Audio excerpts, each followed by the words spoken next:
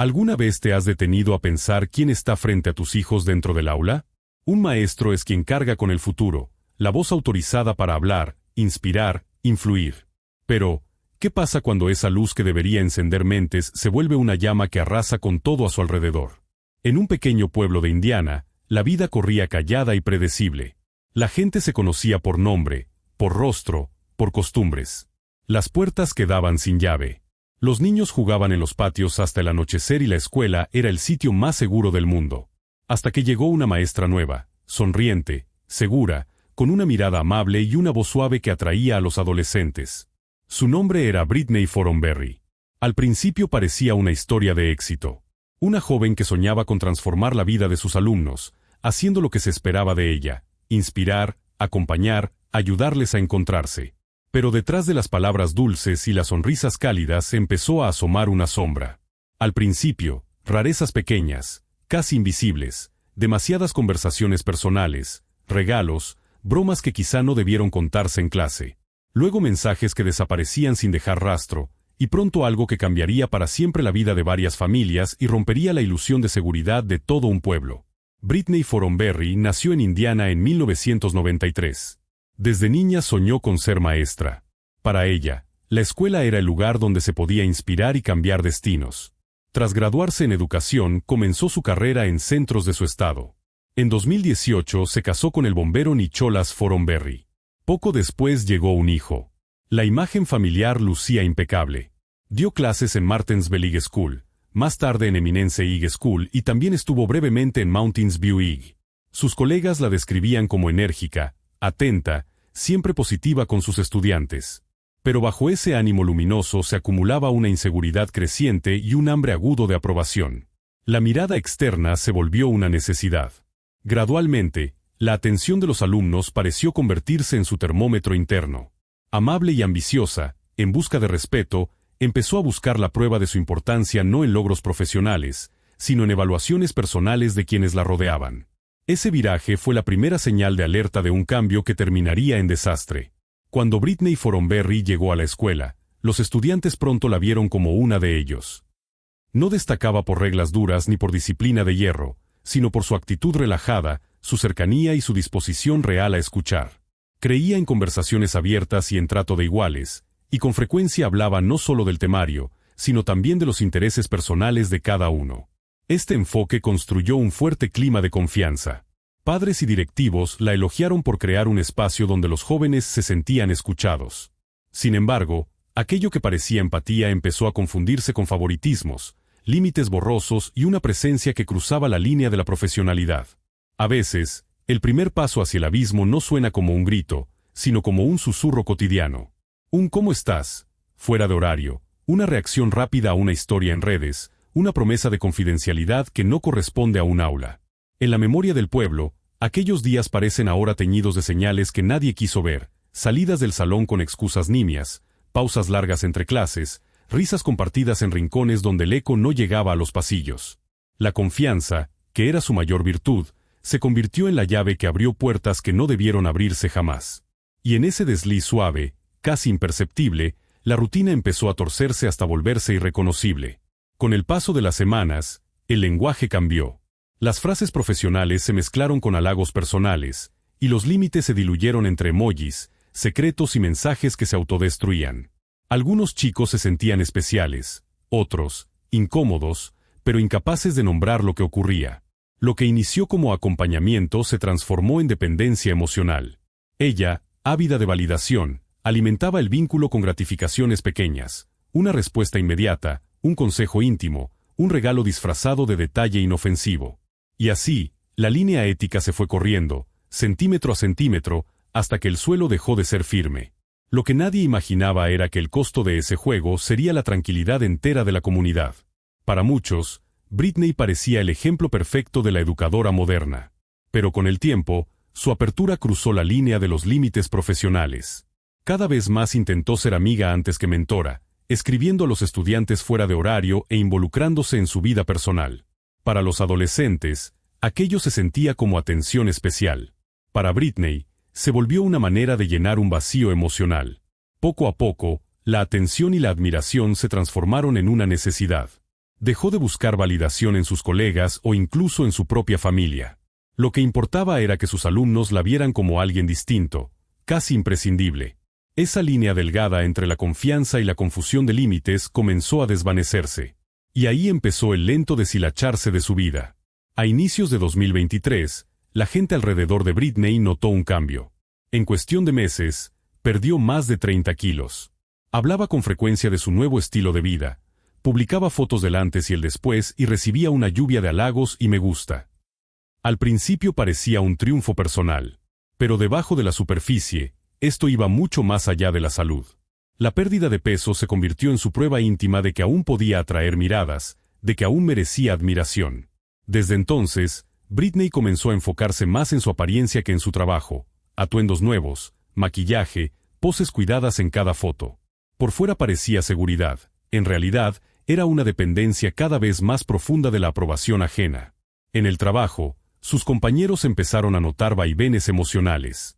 Un día desbordada de energía, al siguiente, retraída o irritable.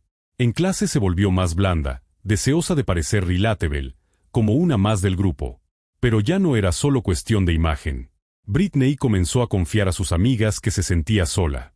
Su esposo, bombero, pasaba turnos largos fuera de casa.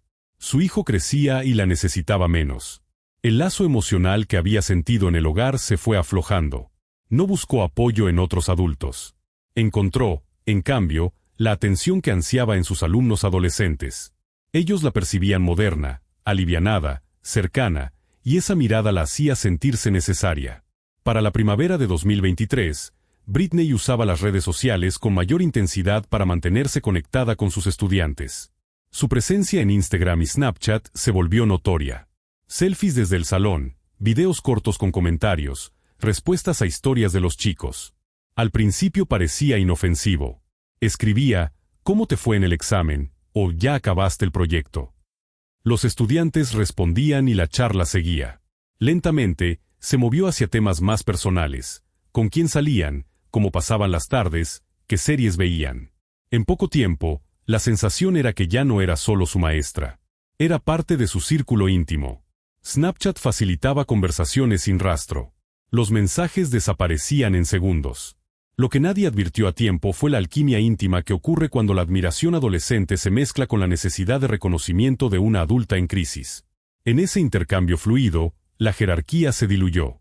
Britney encontró en las notificaciones un pulso que la calmaba. Cada reacción era una palmada en el ego, cada respuesta rápida, un recordatorio de que importaba. Y así, la escuela, que debería marcar límites claros, se convirtió en un puente levadizo que subía y bajaba a conveniencia. En los pasillos se normalizaron confidencias que no pertenecían a un aula, y en la pantalla se cruzaron preguntas que jamás debieron salir del terreno profesional. Con el tiempo, la narrativa que ella contaba sobre sí misma cambió de eje. Ya no se presentaba como la maestra estricta pero justa, sino como la adulta diferente que entiende lo que otros no. Empezó a privilegiar las respuestas privadas sobre los diálogos en clase, a celebrar pequeñas complicidades, a coleccionar secretos como si fueran evidencia de un vínculo especial. Algunos alumnos se sintieron elegidos, otros percibieron un peso extraño, un compromiso que no sabían nombrar. Y mientras las conversaciones se desvanecían en segundos, quedaban invisibles los efectos, expectativas implícitas, favores que parecían inocuos, silencios aprendidos. Así, el telar de la confianza se tensó hasta que las hebras comenzaron a tronar. Fue la herramienta perfecta para que Britney sostuviera charlas que luego se volverían evidencia central en una investigación en expansión. Según las autoridades, esas conversaciones solían arrancar con consejos académicos inofensivos, pero el tono cambiaba rápido. Ocurrían a altas horas de la noche, plagadas de emojis fuera de lugar y frases que ningún docente debería enviar. Aunque algunos adolescentes intuían que algo no estaba bien, no sabían cómo, ni si era posible, apartarse. Britney tenía el talento de fabricar una ilusión de seguridad y control. Cuando un alumno intentó tomar distancia, ella le escribió que podía confiar en ella, que era especial, que la entendía mejor que los demás. Esas palabras calaron hondo y lo convencieron de seguir escribiendo. Con el tiempo se sabría que Britney usaba chats que desaparecían y configuraciones ocultas para no dejar rastro. A veces enviaba fotos que, sin romper reglas de manera explícita, cruzaban líneas evidentes para una maestra. Imágenes de su vida personal, tomadas en su casa o frente a un espejo, comenzaron a circular en mensajes privados. Eventualmente, algunos estudiantes comprendieron que esas charlas no eran como las que tenían con otros profesores. Uno recordó la incomodidad, pero admitió que tuvo miedo de hablar, convencido de que nadie le creería. Otro simplemente borró los mensajes e intentó olvidar. El hilo común fue la ansiedad y el silencio. Para Britney, en cambio, se volvió rutina. Cada interacción reforzaba su creencia de que seguía al mando. Pero fueron esos mismos mensajes los que más tarde se convertirían en el primer indicio claro de un patrón más profundo, uno que llevaría a acusaciones formales y cargos penales. Una vez que los intercambios en línea se volvieron la norma para Britney Thornberry, empezó a construir lazos aún más estrechos fuera de los mensajes.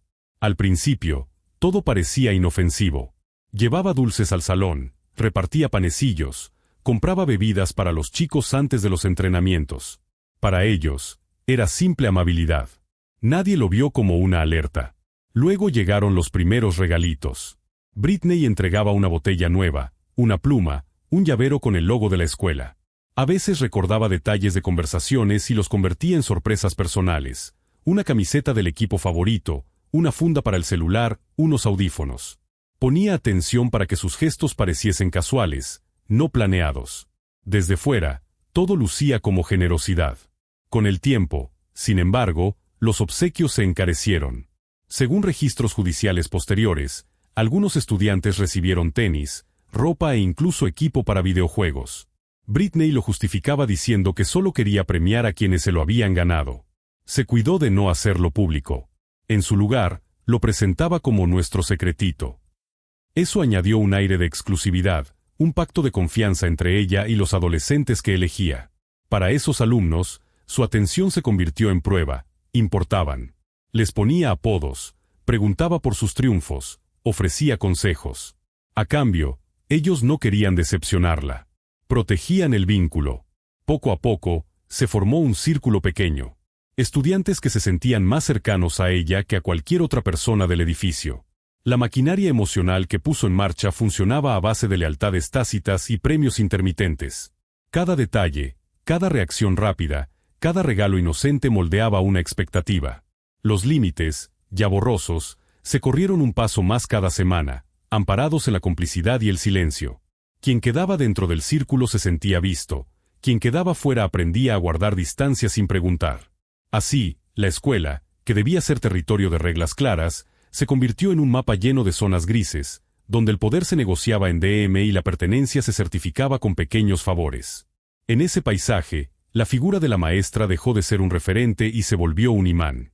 La gratitud genuina de los chicos se mezcló con la presión de sostener el secreto. Un gracias se transformaba en deuda, y la deuda en obediencia. Para cuando los rumores empezaron a salir de los teléfonos y a colarse en los pasillos, ya era tarde. Había historias que no encajaban, horarios que no cuadraban, compras que nadie explicaba. Y en el centro, Britney, segura de que podía administrar el daño con la misma habilidad con la que administraba los halagos, sin imaginar que el hilo que había tejido escondida sería el que, al jalarse, revelaría todo. Esa noche en que uno de los alumnos decidió cortar la comunicación, el mundo de Britney se resintió con una vibración apenas audible. No fue un escándalo, fue un vacío, notificaciones que dejaron de llegar, una pantalla sin respuesta. Ella redobló la apuesta y lanzó mensajes más dulces, más íntimos, envueltos en promesas de confidencialidad. El chico dudó, guardó silencio, volvió. En su cabeza, el dilema era simple y cruel: traicionar a quien lo hacía sentirse importante, o traicionarse a sí mismo reconociendo que algo estaba mal. Ese conflicto, compartido por varios, fue lo que mantuvo la fachada en pie más tiempo del debido. La duda se convirtió en cemento, y el secreto, en estructura. Mientras tanto, el círculo crecía y se cerraba como una mano. Para entrar había que aceptar el pacto, para salir, había que romperlo todo. Ella hablaba de confianza como si fuera un premio y no una responsabilidad. Les aseguraba que nadie entendería lo que compartían, que otros lo tergiversarían. Con esas frases, levantó muros alrededor de su conducta. Pero no hay muro que resista cuando la culpa empieza a golpear desde dentro. A la primera grieta, vinieron las preguntas. A las preguntas, los testimonios, y a los testimonios, el ruido sordo de la verdad empujando la puerta. Cuando por fin se abrió, el aire que entró olía a algo que muchos habían extrañado: límites. Y los límites, aunque lleguen tarde, siempre ordenan el desastre. Para Britney, aquello se volvió la forma de seguir al mando. Construyó sus vínculos a base de recompensas. Los halagos y los regalos caminaban de la mano con promesas, ayuda con las calificaciones, una carta de recomendación brillante o la oportunidad de hablar a solas después de clase. Para los estudiantes, todo parecía confianza y apoyo. No se daban cuenta de que poco a poco dependían de su atención. Cada vez que alguien intentaba alejarse, Britney se encargaba de restablecer el contacto. Escribía a altas horas, invitaba a conversar o decía cuánto extrañaba esas pláticas. Ese tirón emocional confundía. Era difícil distinguir dónde terminaba el interés genuino y dónde empezaba la presión sutil. Desde fuera, sonaba amable, incluso protector. Pero bajo la superficie se armaba un sistema silencioso. Britney repartía su atención con cuidado, asegurándose de que cada especial se sintiera único e irreemplazable. Con el tiempo, esos lazos dejaron de ser profesionales. Se volvieron dependencias emocionales complicadas, y apartarse traía culpa. Ya instalada por completo en Eminence High School, sus interacciones con alumnos empezaron a extenderse más allá del plantel. Comenzó a invitar a ciertos chicos a su casa, diciendo que solo buscaba una charla tranquila, sin interrupciones. Para los padres, no sonó a alarma. Britney era una maestra respetada, una mujer casada, conocida en la zona. No había nada, al menos en la superficie, que pareciera sospechoso. La casa de los Foromberry quedaba a las afueras de Martinsville, en un barrio callado donde los vecinos no se metían en la vida de los demás. De noche, la vivienda quedaba en penumbra, apenas el resplandor de la televisión o de una lámpara detrás de cortinas corridas. Estudiantes que estuvieron allí describieron luego un ambiente demasiado íntimo para una docente y extrañamente relajado para alguien que trabajaba con jóvenes. Britney recibía con naturalidad, en ropa cómoda, ofreciendo botanas, buscando que la visita se sintiera ligera. Mantenía el tono amable, pero repetía que lo que pasara ahí se quedaba ahí. Las conversaciones, que empezaban con tareas o entrenamientos, se volvían pronto personales. Los chicos recuerdan que ella hablaba de su cansancio, de sentirse incomprendida o sola, así ganaba simpatía y confianza. Detalles hallados durante la investigación sugieren que el cuarto donde ocurrían esas reuniones contenía objetos impropios para el entorno de una maestra. En aquel momento, ninguno alcanzó a medir hasta dónde había llegado la situación. Para ellos eran reuniones secretas. Britney moldeó su confianza con habilidad, creando un mundo cerrado donde las fronteras se desdibujaron hasta desaparecer. Los primeros reportes sobre esas visitas aparecieron tiempo después, ya iniciado el caso. Varios alumnos entrevistados por separado describieron los mismos detalles: la casa, los muebles, la decoración, incluso el color de las cortinas. Lo que parecía hospitalidad era, en realidad, una arquitectura de control. Cada gesto estaba calculado para confirmar pertenencia: un te necesito aquí, un solo tú me entiendes. En ese guión, la discreción se volvió sinónimo de lealtad y la lealtad, de silencio. La dinámica funcionaba porque imitaba el cuidado, pero no lo era, respondía a la lógica de premios intermitentes que engancha y confunde. Con esa mezcla de confidencias y atenciones, Britney dictaba el ritmo, impidiendo que alguien viera la figura completa. Cuando una relación tambaleaba, ella añadía otra capa de cercanía y el andamio resistía un poco más, invisible para cualquiera que mirara desde la calle. Con los días, el barrio siguió siendo el mismo: porches tranquilos, coches estacionados, perros que ladraban a lo lejos. Nada delataba lo que ocurría detrás de las cortinas. Adentro, el tiempo pasaba distinto: voces en tono bajo, pantallas encendidas, promesas susurradas como si fueran acuerdos formales. La culpa, que llega tarde pero llega, empezó a aparecer en detalles mínimos: un mensaje borrado a destiempo, una cita repetida al pie de la letra por dos personas que no se hablaban, un objeto visto por más de un par de ojos. Cuando la historia comenzó a romper el cerco, no lo hizo con gritos, sino con coincidencias. Y esas coincidencias, una a una, terminaron por dibujar la ruta de salida del secreto. Para los investigadores, quedó claro que aquellas reuniones no eran incidentes aislados. Eran encuentros periódicos cargados de una intimidad incómoda. Según los testimonios, Britney organizaba a veces noches temáticas y pedía a los chicos usar máscaras de películas de terror. Al principio sonaba a broma, pero el ambiente cambiaba de golpe. Cerraban las cortinas, el volumen retumbaba en la sala y se servían botanas con un sabor extraño.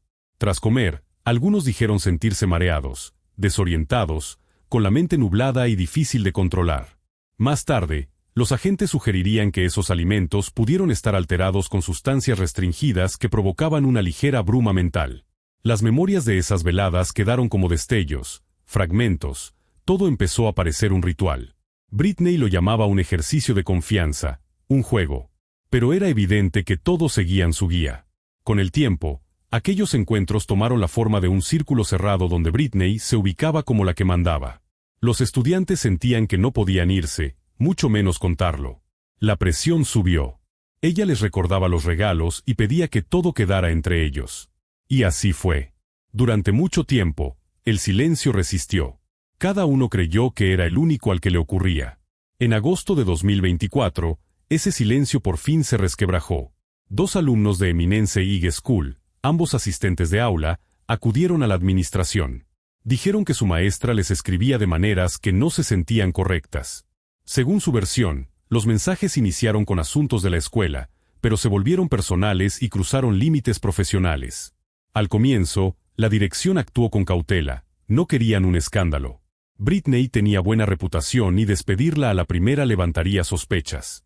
Pero los chicos llevaron pruebas, capturas de pantalla, registros de chat, descripciones detalladas. Fue suficiente para avisar a los tutores y alertar a la oficina del distrito. Al día siguiente, Britney fue suspendida temporalmente mientras se revisaba el caso. Le informaron de la investigación interna, aunque no le dieron todos los detalles. Esa noche, borró sus cuentas y dejó de contestar llamadas. Por la mañana, presentó su renuncia alegando estrés y motivos familiares. La administración buscó cerrar el tema rápido y en silencio para evitar una exposición mayor, pero la falta de comunicados oficiales y la abrupta salida encendieron rumores entre maestros y padres. Las dudas llegaron a la Fiscalía del Condado y el expediente pasó a los investigadores. Días después, los detectives de Morgan County comenzaron a revisar su huella digital. Lo que al principio parecía un cúmulo de anécdotas sueltas empezó a adquirir forma cuando los agentes cruzaron horarios, ubicaciones y metadatos. Había coincidencias que no se explicaban con cortesías ni casualidades, mensajes enviados a horas en que no había tareas pendientes, fotografías tomadas desde ángulos que sugerían una intimidad impropia, patrones de contacto que aumentaban al atardecer y se apagaban al amanecer. En la oficina de la Fiscalía, los mapas de relaciones se dibujaron con hilos que conectaban nombres, fechas, objetos. Cada hilo tensaba la narrativa de normalidad que Britney había intentado sostener. Y en ese tablero, la palabra confianza dejó de significar cuidado para convertirse en la clave de un mecanismo de control. Mientras los adultos discutían protocolos y el distrito preparaba comunicados, en los pasillos surgía otro tipo de testimonio, el de los murmullos. No eran denuncias formales, eran recuerdos compartidos. La vez que alguien vio una caja de regalos en el maletero, la tarde en que un alumno salió de la casa de Britney con la mirada perdida, la coincidencia de máscaras de terror en una fiesta escolar. Esos relatos, pequeños y dispersos, empezaron a encajar como piezas que alguien había intentado esconder bajo la alfombra. Cuando los detectives tocaron puertas, no buscaron confesiones ruidosas, pidieron detalles, olores, luces, sabores raros en la lengua. Lo minúsculo, lo que casi no se nota, se volvió prueba. Y con cada detalle, la pared del secreto se adelgazó hasta dejar pasar la claridad. Los investigadores se sumergieron en su actividad de Instagram y Snapchat, con especial foco en los mensajes que desaparecían, tal como habían descrito los alumnos. Esos datos se convirtieron en el punto de partida de una investigación a gran escala que pronto revelaría conexiones entre incidentes en Martensville High School y Eminence High School. Para los 2 estudiantes que dieron el paso al frente, la decisión no fue fácil. Sabían que sus palabras podían derrumbar la vida de alguien a quien muchos veían como una maestra amable y dedicada. Pero el miedo y la duda cedieron ante una verdad más profunda: el silencio solo prolongaría el daño. Desde ese momento, la historia de Britney Thornberry dejó de ser un rumor al oído. Se convirtió en un caso penal que pronto ocuparía titulares en todo Indiana. En diciembre de 2024, la investigación tomó un giro inesperado. Una mujer mayor entró a la Fiscalía del Condado de Morgan y pidió una reunión urgente con un investigador. Dijo ser la abuela de un estudiante de 16 años. Tras conocerse la detención de Britney, su nieto por fin habló. Él también había estado involucrado. Su relato se volvió un punto de quiebre, sacando a la luz un incidente de 2023, cuando Thornberry trabajaba en Martensville High School. Contó que al principio todo parecía cuidado de maestra, comida, detalles, conversación. Luego llegaron los mensajes personales y las reuniones fuera de la escuela. Afirmó que, tras comer algo que ella le dio una noche, se sintió mal y no recordaba partes de lo que pasó después. Estos pormenores coincidían con declaraciones previas. El caso quedó en manos del detective Patrick Williams, quien ya revisaba las comunicaciones digitales de Britney. Empezó a unir piezas, fechas, registros telefónicos, historiales de mensajes, descripciones del interior de su casa. Había demasiadas coincidencias como para llamarlas casualidad. Con las nuevas pruebas, las autoridades obtuvieron una orden para otro cateo en la vivienda de los Foromberry. Incautaron dispositivos, notas manuscritas y objetos que correspondían directamente con lo que los estudiantes habían descrito. Cuando esta información se hizo pública, se desató una reacción en cadena. Familias de otras escuelas donde Britney había trabajado llamaron preocupadas por los posibles contactos. La pesquisa dejó de tratarse de incidentes aislados y empezó a perfilar un patrón de conducta inquietante. Gracias a la determinación de una abuela y al valor de su nieto, el caso se expandió. Ya no era un asunto local. Hubo más víctimas, más testigos y, por primera vez, la gente estuvo dispuesta a hablar. En los pasillos de ambas escuelas, el clima cambió sin que hiciera falta un anuncio formal. Bastó con las miradas que se cruzaban, con el rumor de pasos en oficinas donde antes casi no entraba nadie. El temor a equivocarse convivía con el impulso de proteger a los más jóvenes. Mientras tanto, los investigadores armaban un rompecabezas meticuloso, identificaban patrones de conexión entre cuentas, cotejaban ubicaciones capturadas por metadatos y trazaban cronologías que se superponían con precisión quirúrgica. La narrativa de la maestra cercana empezó a resquebrajarse frente a la frialdad de los registros digitales. El brillo amable de las redes, tan pulcro antes, se convirtió en una pared de espejos rotos que devolvía la misma imagen una y otra vez, pero con fisuras más visibles cada día. El pueblo también sintió el peso de la sospecha.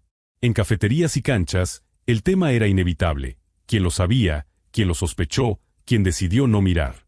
La comunidad se miró a sí misma, buscando señales que tal vez estuvieron ahí desde siempre. No se trataba solo de reconstruir lo que pasó, sino de entender por qué nadie habló antes.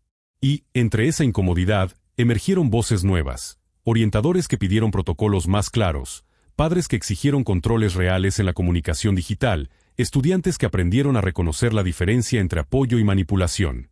De ese murmullo colectivo nació una certeza poco confortable pero necesaria. Los límites, cuando se respetan, protegen, cuando se difuminan, dejan grietas por donde se filtra el daño.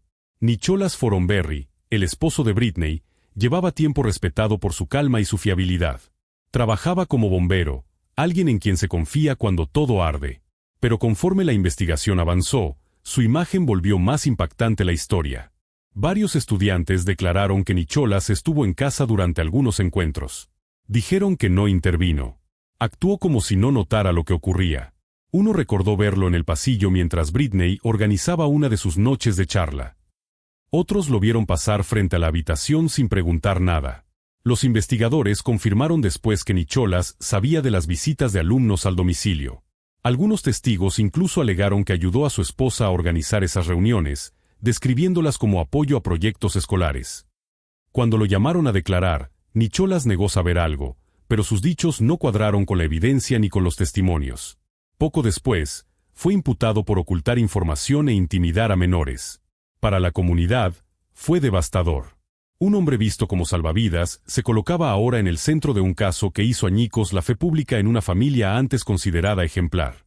A inicios de febrero de 2025, la pesquisa contra Britney Foromberry entró en su tramo final. Tras meses de recopilar testimonios y analizar indicios, la Fiscalía del Condado de Morgan emitió una orden de arresto. Britney fue detenida a las afueras de su casa en Martinsville, de madrugada. No opuso resistencia, pero en el interrogatorio negó varias de las imputaciones, asegurando que los mensajes y las reuniones se habían malinterpretado. Sus explicaciones, sin embargo, no encajaron con los hechos recabados. Los investigadores habían reunido evidencia amplia de conversaciones, datos telefónicos y relatos de estudiantes. Al mismo tiempo, también se presentaron cargos contra su esposo, Nicholas. Él fue arrestado días después. En conferencia de prensa, el detective Patrick Williams confirmó que el caso abarcaba múltiples incidentes entre 2023 y 2024. Señaló que a Britney se le imputaba el uso de plataformas digitales para comunicaciones inapropiadas con alumnos y violaciones graves de límites profesionales. Todos los estudiantes afectados obtuvieron estatus de testigos protegidos y sus identidades se mantuvieron en reserva. Tras los anuncios oficiales, la reacción pública fue inmediata e intensa. Padres exigieron respuestas. El distrito escolar abrió una investigación interna en Martensville y en Eminence. La comunidad se atormentó con la pregunta: ¿cómo alguien con reputación impecable pudo ocultar algo así? Para muchos, no solo se quebró la confianza en una docente, sino en todo el sistema educativo. Una certeza, sin embargo, quedó en pie. Después de demasiado tiempo, por fin se escucharon las voces de los estudiantes. El día que los patrulleros se estacionaron frente a la casa, la calle amaneció más fría. No hubo sirenas prolongadas ni gritos, solo un murmullo que corrió de puerta en puerta. Los vecinos, que solían saludarse con un gesto breve, se observaron largo rato, como intentando descifrar en los ojos del otro lo que nadie quería nombrar. En las horas siguientes, la ciudad se dividió entre quienes pedían no adelantar juicios y quienes reclamaban medidas ejemplares. En medio de esa tensión, se abrió un espacio incómodo pero necesario, el de hablar de protocolos, de supervisión real, de acompañamiento psicológico, de lo que significa proteger a quienes confían sin saber que confían demasiado. Las autoridades prometieron auditorías, capacitaciones, nuevas reglas para el contacto digital. Algunos dudaron, otros, cansados de la indiferencia, celebraron que al fin se moviera algo. Porque el silencio, aprendido durante meses, empezaba a sonar más fuerte que cualquier declaración.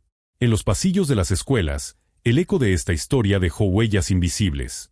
Hubo salones más callados, consejerías con filas largas, miradas que evitaban encontrarse. Pero también hubo actos mínimos que marcaron diferencia. Un docente que cambió su manera de responder mensajes, un padre que pidió revisar políticas, un estudiante que, por primera vez, se atrevió a decir «esto me incomoda». Nadie sabía cómo se vería el final en los tribunales, ni cuánto tardaría en llegar, pero algo sí estaba claro: los límites ya no serían una formalidad escrita en un manual. Serían una práctica diaria, un recordatorio de que la confianza es un puente que se sostiene con reglas claras y con adultos presentes, y que cualquier fisura, por pequeña que parezca, puede convertirse en la grieta por donde se cuela el daño. Lo que antes parecían inquietudes pequeñas y aisladas, se convirtió en la base de un caso penal de gran calado. Las autoridades confirmaron que las acciones de Britney y Nicholas Thornberry causaron daño real no solo a estudiantes concretos, sino al tejido de seguridad de todo el ambiente escolar. Lo que empezó como un asunto privado se transformó en un proceso de alto perfil que reconfiguraría la supervisión docente en todo el condado.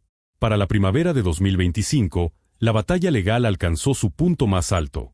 La Fiscalía del Condado de Morgan, tras meses de entrevistas, dictámenes periciales y acopio de pruebas, imputó formalmente a Britney Thornberry 41 cargos separados: distribución de material impropio a menores, comunicación digital no profesional, manipulación de alumnos y graves violaciones a la conducta docente.